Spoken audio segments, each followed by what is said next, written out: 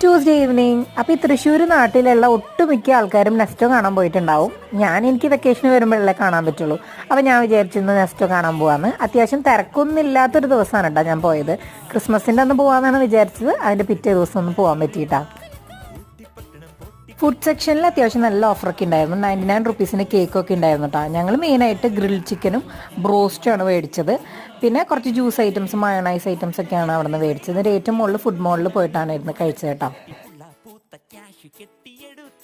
ബ്രോസ്റ്റിന് 249 offer ഉണ്ടായിരുന്നു, 4 piece. പിന്നെ ഷവായി 229 rupees ഉണ്ടായിരുന്നുള്ളൂ. പിന്നെ അറബിക് കുബൂസ് മേടിച്ചിട്ടുണ്ടായിരുന്നു. പിന്നെ മയോണൈസ് മേടിച്ചിട്ടുണ്ടായിരുന്നു. ഈ ജ്യൂസ് നല്ല ടേസ്റ്റ് ആയിരുന്നു കേട്ടോ, 49 റുപ്പീസിൻ്റെ.